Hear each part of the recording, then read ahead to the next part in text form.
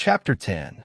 The following morning, while the mist still clung to the garden shrubs, Isabella found a letter on her tray, a thick envelope smelling of sea dampness. The Liverpool postmark shone like a wet stain of light, and the neat, slightly stubborn letters of Henrietta Stackpole seemed to bounce with impatience. She opened the envelope, and her friend's voice, lively, impetuous, almost noisy, seemed to burst into the room. "Well, here I am, my dear. I've gotten away, broken free, popped out, call it what you will. It was decided at the very last moment. The editorial office finally coughed up the funds, and I, without wasting a second, threw my things into a bag, jumped into a hansom, and raced to the docks. Where are you? What's become of you? In what castle do you now reside? And do you speak English? So, well, even the Queen herself would nod in approval.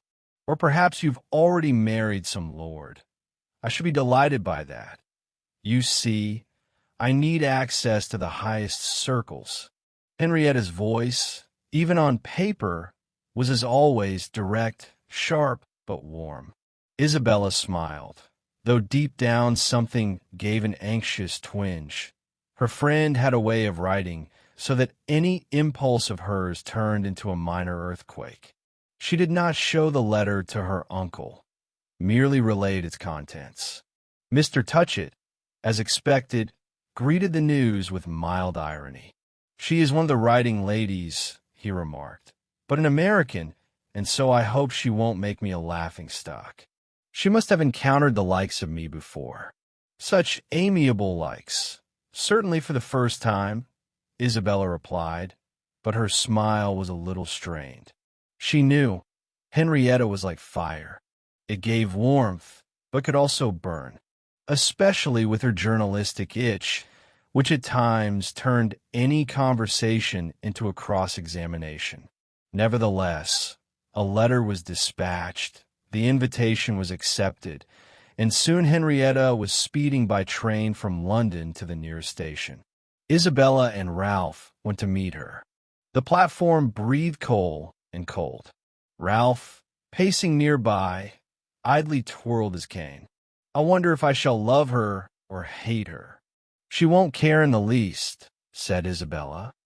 "She is perfectly indifferent to what men think of her." "Then I shall dislike her," he smirked. "I dare say she is as plain as sin. Is she terribly ugly?" "On the contrary, quite pretty. A lady journalist, a reporter in petticoats, curious to see." He drawled with that condescension which so irritated Isabella. "It is easy to laugh," she said quietly, "but it is not easy to be as bold as she is." "Courage is a useful thing," Ralph agreed, "especially if one intends to take people by surprise.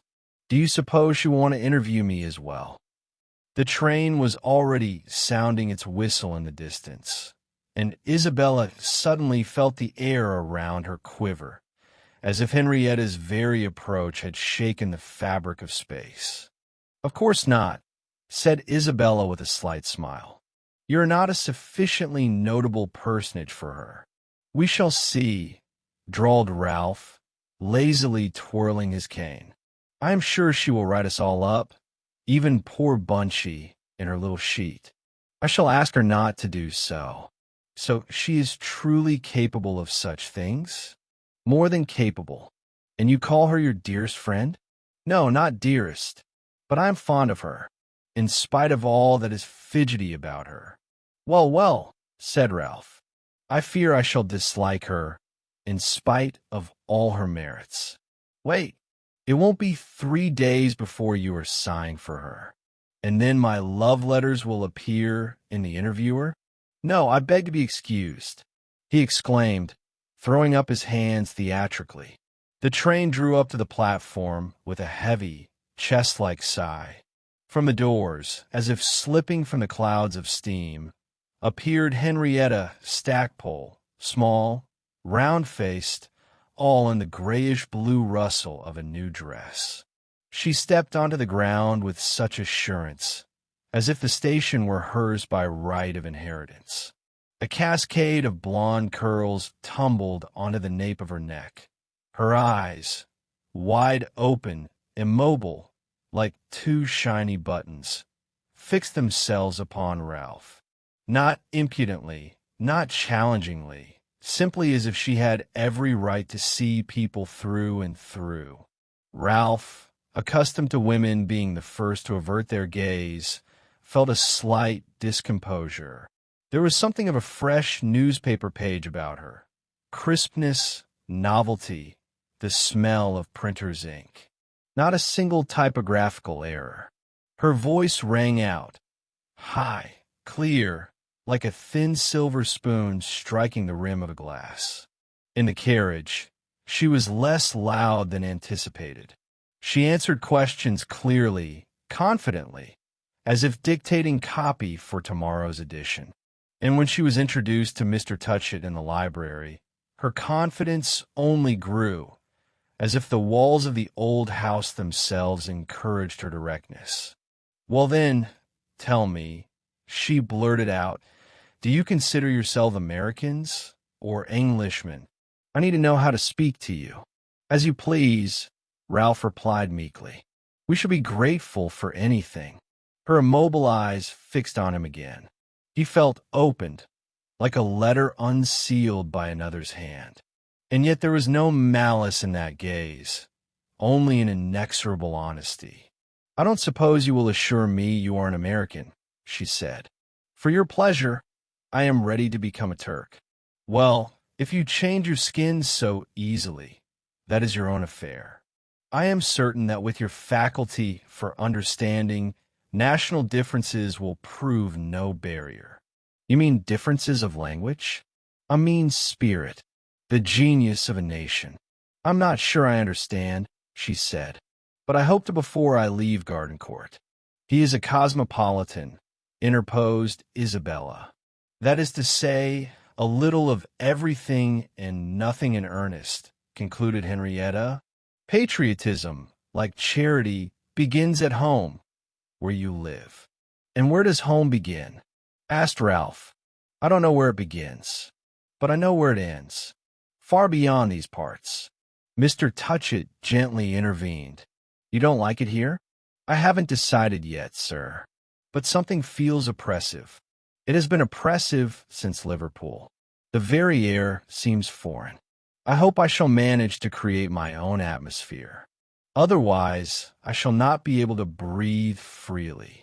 She said this so simply that no one ventured to object. Henrietta quickly made herself at home. Mornings, work, afternoons, conversation, evenings, new questions which she cast into the air like pebbles into a pond. On the second day, Isabella found her writing. On a sheet, in a neat, almost schoolgirl hand, was the heading, "Americans and Tutors, Notes on Gardencourt." "I don't think you should do that," said Isabella. Henrietta raised her steady gaze to her. "Why not? It is just the sort of thing readers adore. And the house is so charming. Too charming to write about in newspapers. And Uncle would not like it." "What nonsense! I have never met a man who wasn't pleased afterwards. But Uncle is not that man, nor is Ralph. They will think you have abused their hospitality." Henrietta was not disconcerted. She merely wiped her pen neatly on a little pen wiper, put away the sheet, and said, "Since you protest, I won't. But know this, I am sacrificing an excellent subject." She said it without reproach, simply as a fact, like a line struck out of a good article. "Are there not enough other subjects?" Isabel said gently, as though coaxing a disobedient child. "They are everywhere in abundance. We shall drive through the countryside, and you will see landscapes that take your breath away." "Landscapes are not my affair," Henrietta cut in, as if with scissors. "I need a person, his temperament, his oddities, his hidden springs. You know well. Nothing human is alien to me, nor ever has been." She leaned forward, her eyes flashing. How I long to portray your cousin. An American renegade, such a lively theme. And your cousin is a rare specimen. I should condemn him with all severity. He would die of it, Isabel cried, throwing up her hands. Not of severity, but of publicity. So much the better, said Henrietta with a smile almost innocent. If not entirely, at least a little. But your uncle I should depict with delight. A splendid old man. A faithful son of America. Surely he would not take offense if I rendered him his due. Isabel looked at her with a wonder in which admiration mingled with unease. There was something unbridled in Henrietta, something that did not endure the test of tact. Ah, Henrietta, you have no sense of modesty at all. Henrietta flushed, as though struck by the word. For an instant her eyes filled with tears. You are unjust, she said with dignity. I have never written a single line about myself. Of that I have no doubt, Isabel answered softly. But modesty is needed in regard to others as well. Admirably said. Henrietta cried, seizing her pen. I shall write it down. I must insert it somewhere. Half an hour later, she was once more radiant, good-humored, energetic, a little noisy, as always when she had nothing to write. I promised to illustrate manners, she said. Where am I to find ideas? Since you forbid me to write about this house, point me to another. Isabel promised to think. But the next day, having incautiously mentioned a visit to Lord Warburton's estate, she instantly regretted it. That is where you must take me, Henrietta exclaimed. I must see how aristocrats live. I cannot take you, said Isabel. But Lord Warburton will soon be here. You shall meet him. Only if you intend to record his every word, I shall have to warn him. Don't, Henrietta pleaded. I want him to behave naturally. For an Englishman, it is natural to hold his tongue, Isabel observed. 3 days passed. Ralph, contrary to his cousin's predictions, did not lose his head, but neither did he remain indifferent. He spent half the day with Henrietta, walking with her in the park, sitting beneath the trees, rowing on the Thames. She took her place in the boat with such assurance, as though she had always sat there. Ralph had been certain she would not touch a single chord in him, and he was mistaken. She amused him, and he had long resolved, if his days must fade, let them fade crescendo. Yet Henrietta, for all her independence, was not indifferent either. Ralph appeared to her a riddle, vexing, but one that must be solved.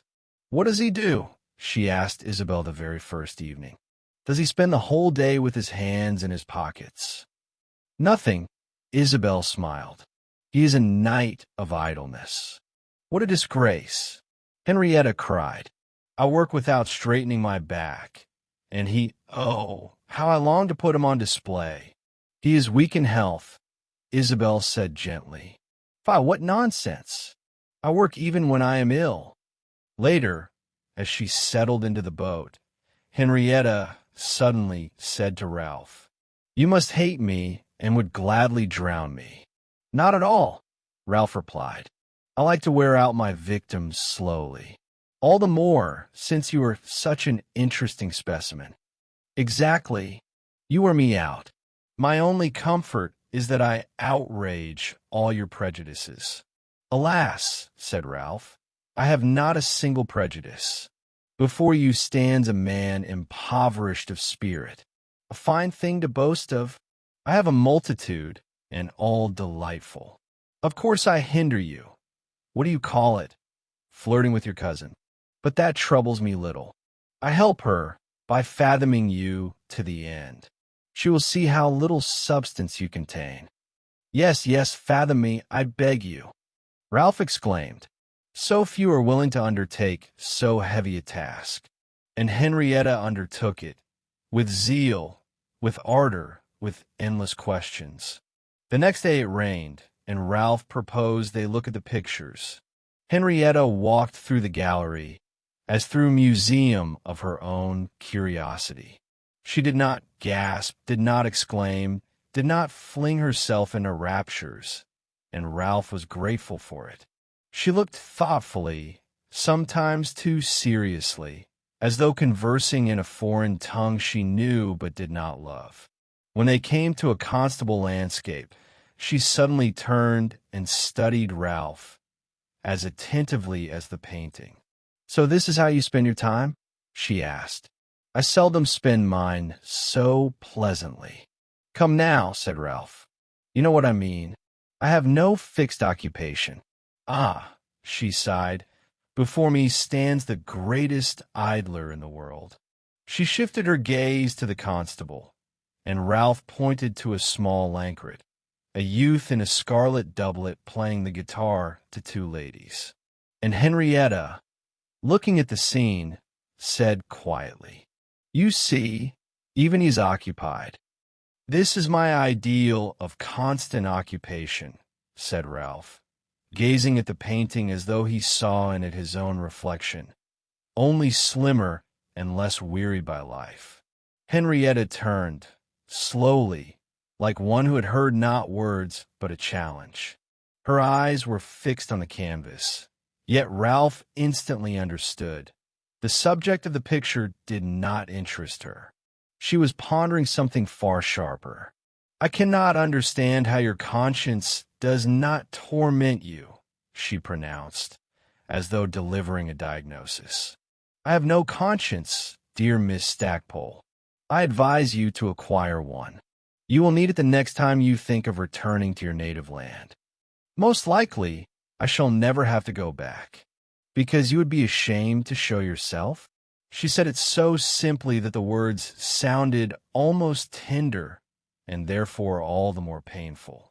Ralph was silent, then smiled gently. "He who has no conscience, I suppose, has no shame either. What conceit you have!"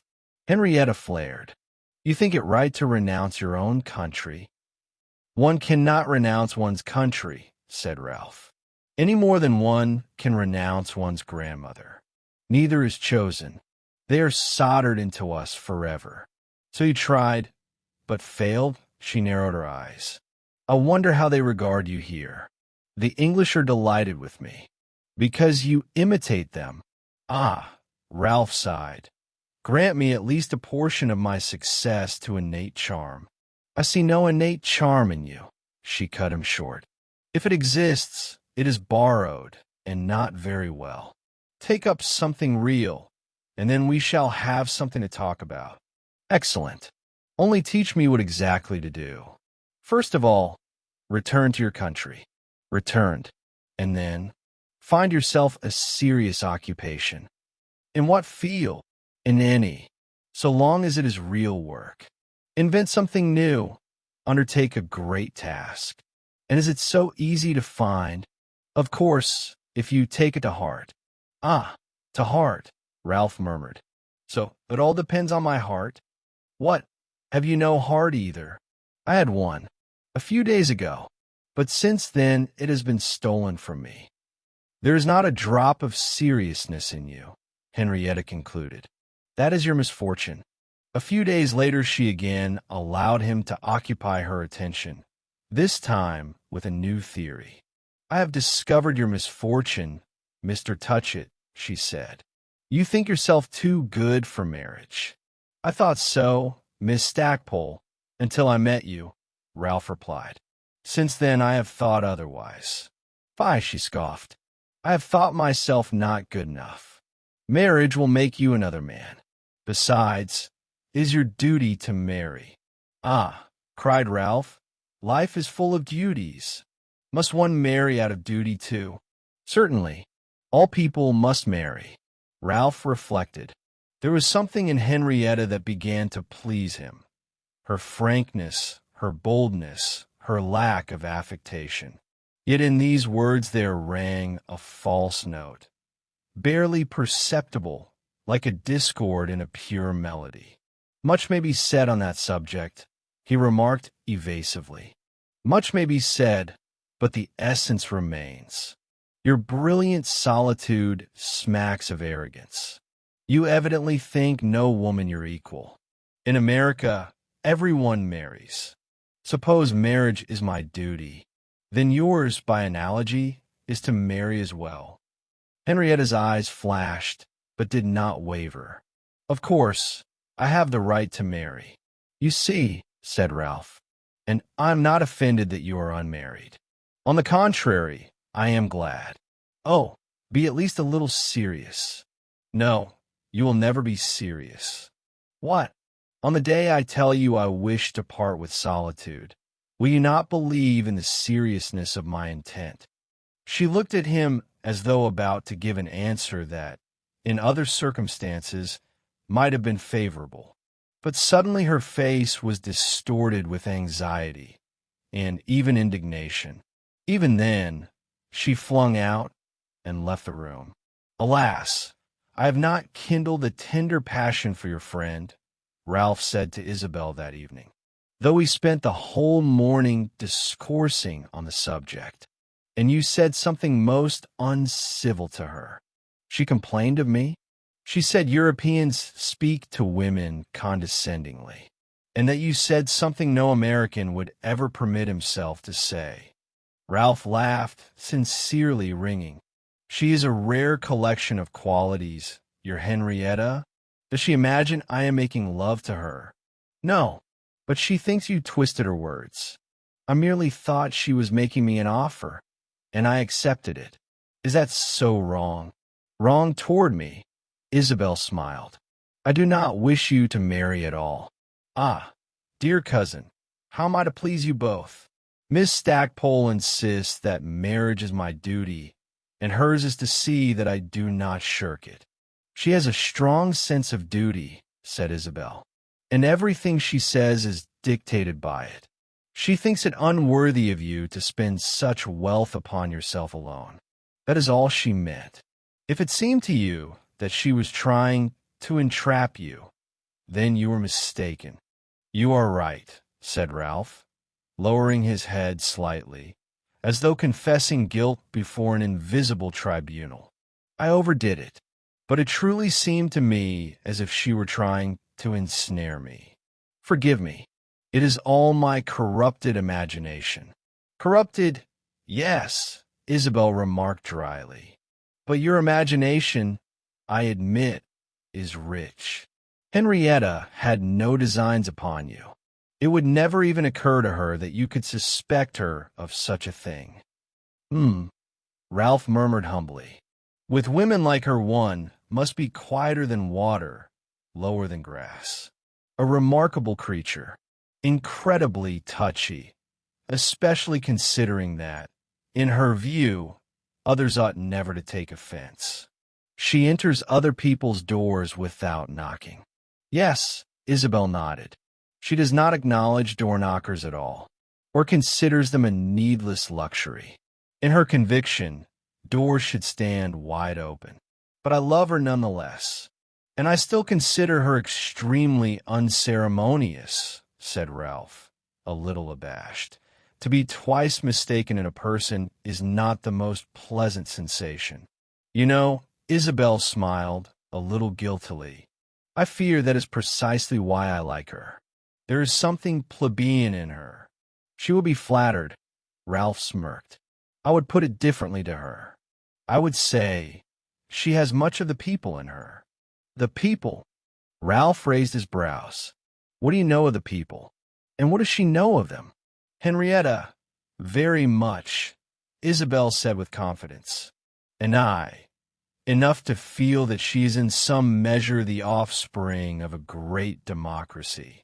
Of America, vast, noisy, alive.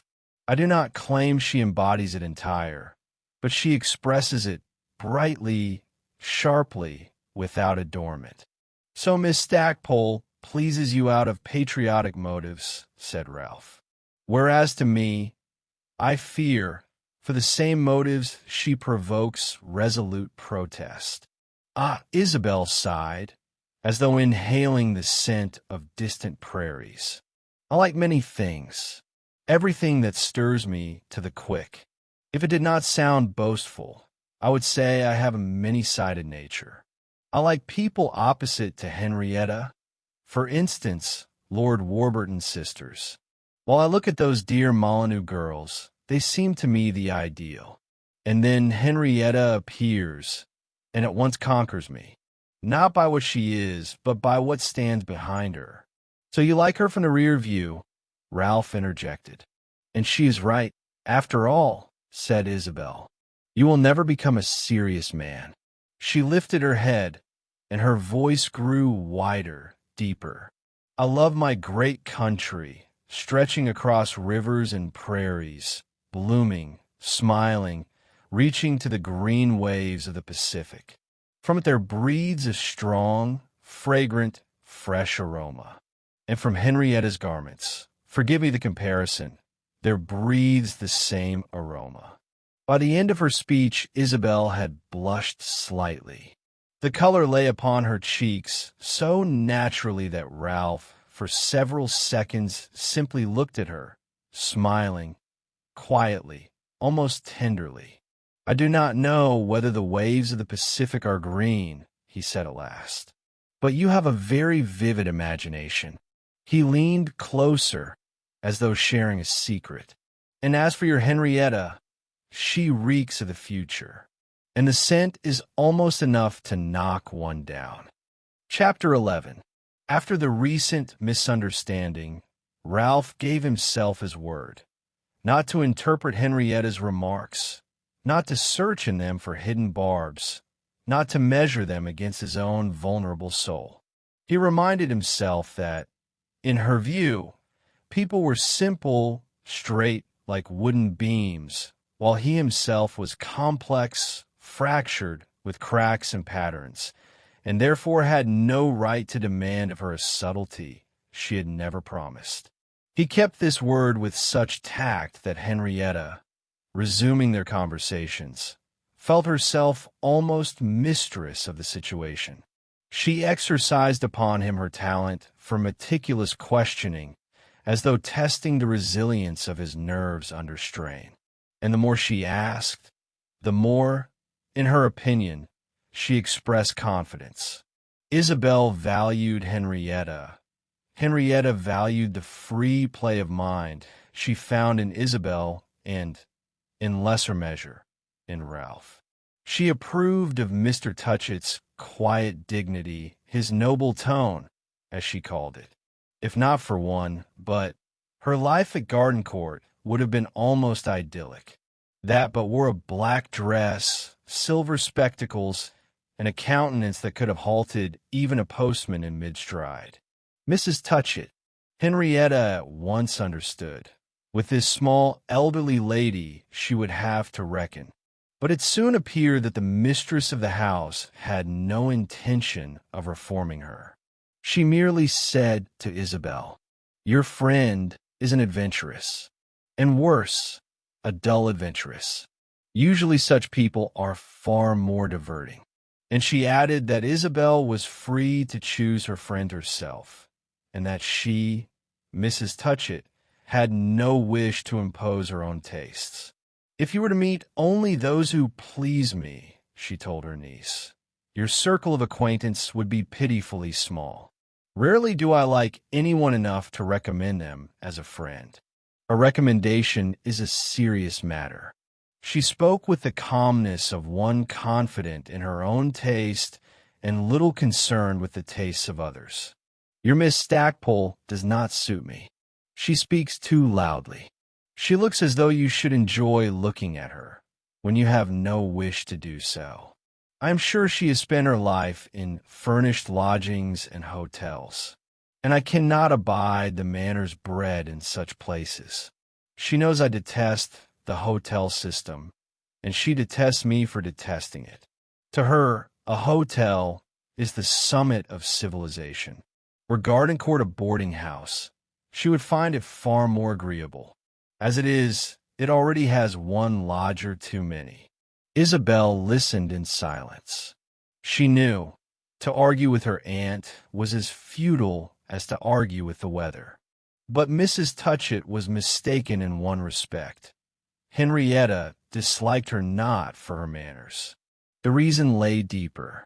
2 days after Miss Stackpole's arrival, the mistress of Gardencourt launched into reminiscences of American hotels, reminiscences sharp as vinegar. Henrietta, who knew the hotels of the New World better than her own bedroom, flared up. American hotels are the best in the world. The worst, Mrs. Touchett retorted. Ralph tried to smooth matters. The truth is probably in the middle. One might call them satisfactory. Satisfactory? Henrietta almost leapt from her chair. An American hotel cannot be satisfactory if it is not acknowledged the best. Let it be called the worst. But satisfactory, never. She spoke with such passion that it seemed a matter of national honor, not of bed linen and corridor boys. And at that moment Ralph understood. Henrietta was a person who did not admit of middle ground. For her, everything either burned or froze. And it was precisely for this reason that she so enlivened Gardencourt. "We are obviously looking at the world from opposite sides," said Mrs. Touchett, as though putting a period to a dispute that had not even begun. "I like to be treated as an individual. You prefer to be received as a representative of the majority." "I don't understand what you mean by that," Henrietta replied, lifting her chin. "I like to be treated as an American lady." "American ladies?" Mrs. Touchett laughed. "Slaves of slaves, that is what they are." "Friends of free citizens," Henrietta retorted, and there was steel in her voice. "Friends of their own domestics," Mrs. Touchett corrected. "The Irish maid and the Negro footman, with whom they work side by side. You call the members of an American household slaves?" Henrietta leaned forward. "No wonder you disliked America. Life is intolerable without good servants," Mrs. Touchett observed calmly. "In America, servants are good for nothing. In Florence I have 5 excellent ones." 5! Henrietta threw up her hands. "I could not endure 5 people standing behind me in the capacity of lackeys, and I find them far more agreeable in that capacity than in any other," said Mrs. Touchett with icy clarity. "So, my dear," Mr. Touchett interposed, "you would prefer me as a butler?" "I don't think so." His wife cut him short. "You would lack the tenure." Ralph laughed quietly. "Friends of free citizens.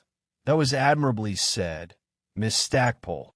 "Speaking of free citizens, I did not mean you, sir," Henrietta returned.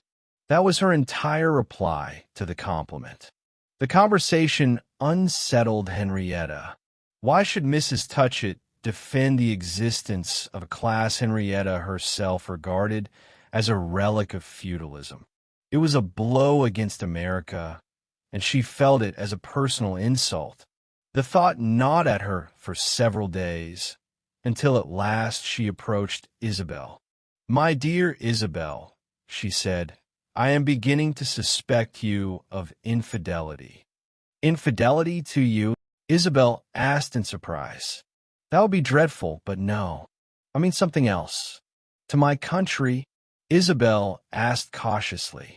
"That, I trust, will never happen to you. But listen, in my letter from Liverpool, I wrote that I had important news. And you never even asked what it was. Perhaps you can guess." "Guess? About what?" "I am not very good at guessing," Isabel admitted. "I remember you mentioned something, but I forgot. So what was it you meant to say?" Henrietta fixed her with a long, motionless gaze, a gaze that might have scorched paper. "You ask as though you didn't care. You have changed. Your thoughts are elsewhere. Tell me what it is," Isabel said gently, "and I will think of it." "Will you?" "I should like to believe that. I don't always command my thoughts, but I shall try." Henrietta continued to stare so intently that Isabel faltered. "You mean to say you're going to be married?" Mary, Henrietta scoffed. Not until I have seen Europe. She leaned closer. It is something else. Mr. Goodwood was on the steamer with me. What are you saying? Burst from Isabel. Now, that was the right way to speak. We talked endlessly. He has come here in pursuit of you. Did he tell you so himself? He said nothing. That is why I understood, Henrietta declared. He spoke little of you. I spoke much. Isabel turned pale. You should not have spoken to him about me. It gave me pleasure. He listened so intently. When one listens like that, I can talk for hours. He was all ear. And what did you tell him? That I know no girl more charming. You should not. He already thinks too highly of me. He longs for the smallest encouragement. I have never seen an unattractive man so transformed. He is simple of soul, Isabel said softly, and not so very unattractive. Nothing simplifies so much as a great passion. It is not passion, Isabel objected. I am sure of it. You did not say that very surely. Very well. In conversation with Mr. Goodwood, I shall say it more clearly. He will soon give you the opportunity, Henrietta said with confidence. Isabel was silent. He will find you changed, Henrietta went on. Your new surroundings have greatly influenced you. Everything influences me, except Mr. Goodwood, Henrietta exclaimed. Isabel did not smile. Did he ask you to speak to me? Not in words. In his look. In his handshake. Thank you for telling me, Isabel said quietly. But Henrietta persisted. You have gathered new ideas here. I hope so, Isabel replied. The more ideas, the better. Only let them not drive out the old ones, especially those that are wholesome. Isabel turned her eyes away. If you mean that I once had ideas about Mr. Goodwood. Henrietta's eyes flashed. My dear, you accepted his attentions. Isabel was about to protest, but suddenly said, Yes, I accepted them. And, as though to regain control, she asked, Did he tell you what he intends to do in England? I asked him outright, said Henrietta, and he replied that he intended to do nothing. She spoke as though repeating a phrase that refused to fit into her vision of the world. But I don't believe him. He is not the sort to sit with folded hands. He is active, he takes risks, he lives in movement. And whatever he does it rightly. I quite agree with you, Isabel said softly. The words rang too sincerely for Henrietta not to catch the hidden warmth. Then you're interested in him after all, she cried, as though she had caught her friend in the act. Whatever he does it rightly, Isabel repeated, as if defending herself against herself. A man of such a nature must be indifferent to how others regard him. He may be indifferent, but what are the others? Henrietta narrowed her eyes. Well, whether it is indifferent to me, Isabel smiled coldly. In any case, we are not speaking of me. This time Henrietta's face darkened.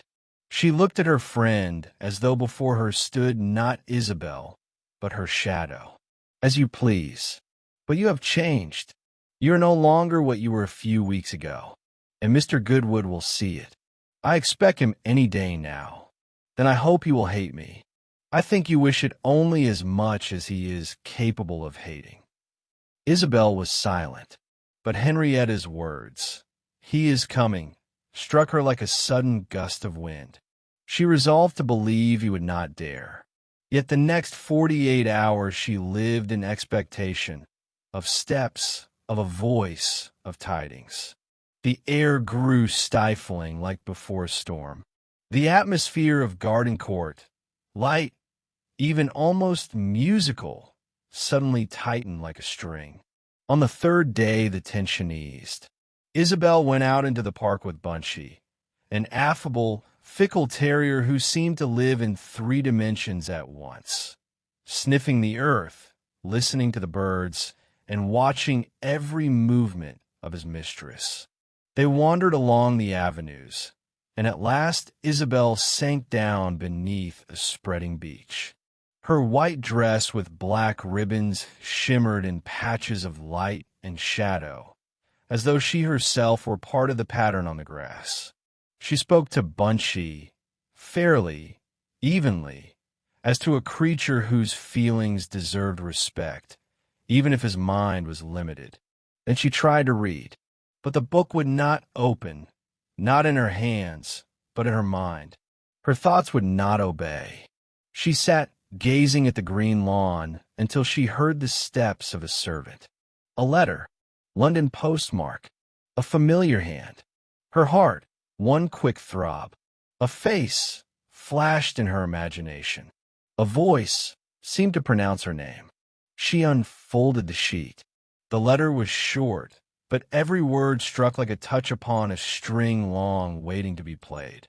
He wrote that he had come to England because she was there, that he had not accepted her refusal, that she had changed but had not explained why, that he could think of no one else, that America had become unbearable without her, that England pleased him only because she lived in it, that he asked no more than half an hour of conversation, half an hour of her presence. Isabel read the letter twice, thrice. She heard neither wind, nor dog, nor her own thoughts. Only when she folded the sheet, slowly, almost mechanically, did she hear steps upon the soft grass. She raised her eyes. Before her stood Lord Warburton.